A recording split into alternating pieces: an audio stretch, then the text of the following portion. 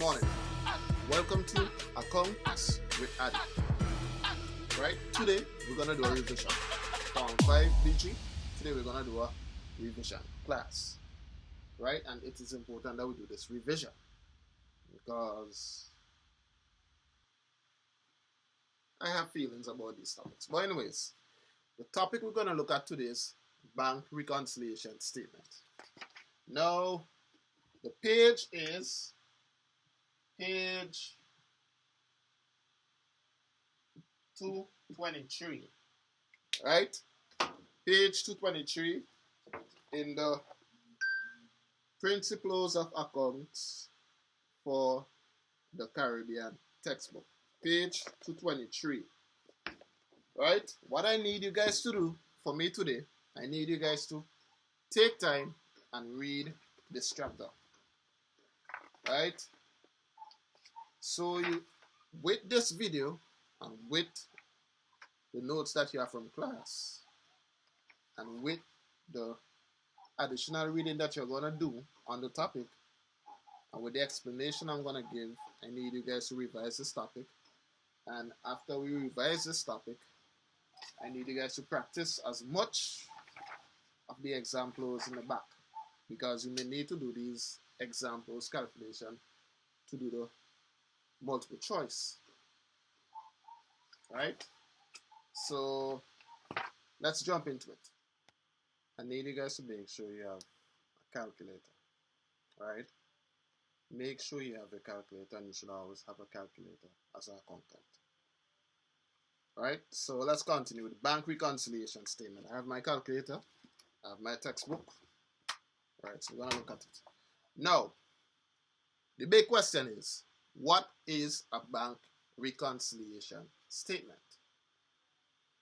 Now, according to the book, it says the bank reconciliation statement is prepared regularly by the business to check that the balance shown in the cash book is or agrees with the balance in your bank account at RBCC, First Caribbean Bank, Bank of SVG, and First Bank of SVG, and so forth, right? So, as a business, this is your business location. This is your bank. You don't want to have all the money in the bank, in your business, because when people break into your business, they take your money and you'll be bankrupt. So, business store their money in the bank. So, this institution, which is the bank, they will send a bank statement to your business on a monthly basis to show all the transactions that took place. Right? Hope you understand that. Right? They also do the same thing for regular customers just like me and you who have bank accounts. Every month, Bank of SVG will send a bank statement to my post box, will send it to my post box.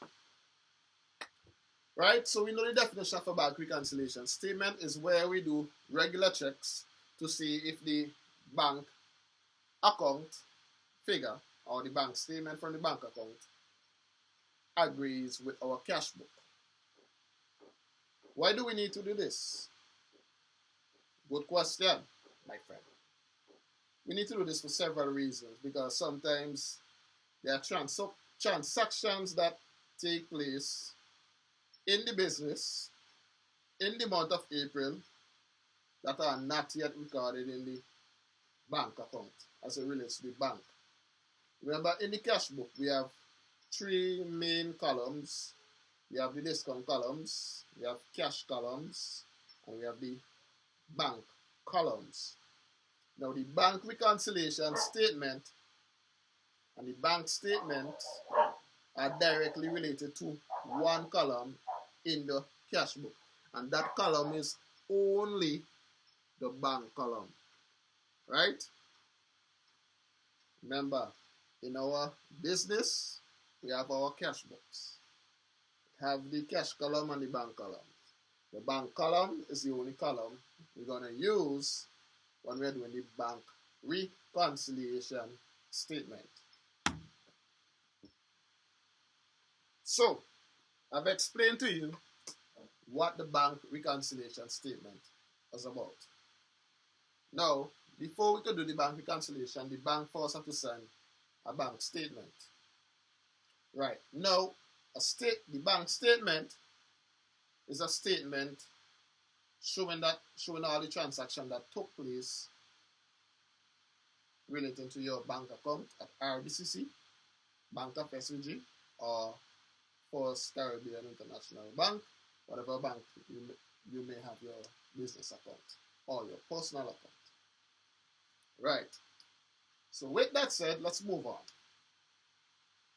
Why do we need to do this? We need to make sure everything agrees. Make sure the business agrees, the business bank books agrees with the bank. Right? You gotta make sure everything agrees. And reconciling is you basically making everything agree. So with no further ado, let's go back to the chapter. Now, in doing the bank statement, the first step in doing the bank reconciliation statement, the first step is to compare. You compare both your cash book, bank column, and the bank statement that you receive from the bank, your respective bank, whether it's RBCC or Bank of SVG. You compare those statements. You compare the two of them. Now, there are items that will be on the bank statement that are not in the cash book. And there are items that are in the cash book that are not yet in the bank statement. I'm going to look at those items now. We're going to list them out. Right? So after receiving the bank statement and after we're going to compare the bank statement with the cash book. Right? So let's say we're looking at the month of March, because we know in April, so we're going to look at the month of March. So the bank will most likely send a bank statement of the month of March within the first week of April, right? And we have to do our reconciliation with the bank within a 1 week window. Anyways, so we're going to compare, first, we're going to compare the two documents, bank statement, and the cash book. Now, when you look at the cash book, there will be items that are on the cash book that is not on the bank statement, and these items are related to checks, right? Two types of checks. Now, one of the check is going out to people who we are paying, and one of the check is coming in from people who are paying us, which is the business. So I am the business. See yourself as a business. Once the check goes out, you are paying people, and that will be reflected on the credit side on the cash book. Right? So remember that. The credit side is the paid out side on the cash book, and the debit side is the pay in, money coming inside of the cash book. Always remember that. Cash book, credit side, or the right side, that's where the money goes out. Once you write money there, put figures there, that means you're paying for something there. Debit side, which is the left side of the cash book, that is the money coming inside. So money is flowing inwards to us, right? And the credit side, money going out. So now there's a name for the check that goes out on the credit side. Now that check is called unpresented check, right? So the two types of checks that goes out and in the cash book. The bank statement may not have these because of various reasons, and one reason being, alright, one, I pay the worker today via check, which is, and today's the 18th, or is it the 19th of April, right? That individual did not take the check to the bank until May, right? So the fact that he did not take the check to the bank until May, when we receive our bank statement, that check, which has the number of, let's say the check has the number of 20000, right? That check of 20000 with the check number of 2000, right? That will not be on the bank statement for the month of April. So therefore, that check becomes unpresented. So an unpresented check is basically a check which has been paid out to the payee, but the payee did not deposit that check into his bank account as yet. Right? And that's the only way the check is going to come back to you.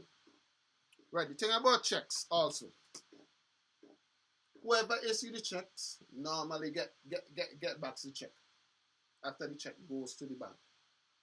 I mean, I was an accounts clerk for 1 year before I went off to study, and I realized when I was doing the reconciliation, the bank of SVG will normally send an envelope, and the envelope will contain the bank statement and all the checks that came back to the bank that I paid out to the payees, right? Just to show proof, right? And those people who deposited their checks within the month they are paid, right? Within the month the checks are dated for, those checks will be in that same envelope, right? So that is an unpresented check. So unpresented check is checks you pay out to people, and those people did not deposit the checks into their account. And when they deposit the checks into their account, so let's say for instance, my business bank is Bank of SVG, and your business bank is First Caribbean International Bank. So when I write the check to you, First, you're going to take the check to First Caribbean International Bank, and you're going to deposit the money into your account, right? After the transaction takes place in First Caribbean International Bank, they are then going to send back that piece of paper with the stamps, whatsoever they did with, and signatures and so forth, saying that it's signed and paid for, it's no longer valid. So they're going to send back all the checks to my bank, which is Bank of SVG. Hence the reason why when the bank send me the envelope with all the checks and the bank statement, I'm going to get back your check. Right? So it's just basic practice. The next check is a check on the pay-in side, also known as the debit side of the cash book. Now, I'm only using pay-in and pay-out as it relates to the cash book. As it relates to the cash book only, right? Cash book, pay in and pay out. So the other check is the check when individuals are basically paying you what they owe you, right? They're paying you via check, and that check is called bank lodgement, not yet credited, right? Not yet credited. Right? So it's the same scenario where they give me the check, but I know they not deposit the check into my bank account within the period in which I got the check.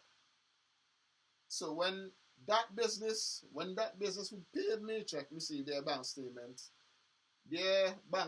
for this month will not reflect that I deposited the check as yet. Right? So now with that said, in the case of me, when I receive the check, so I receive the check from whoever is paying me, right? Thank you very much. I receive the check. I have the check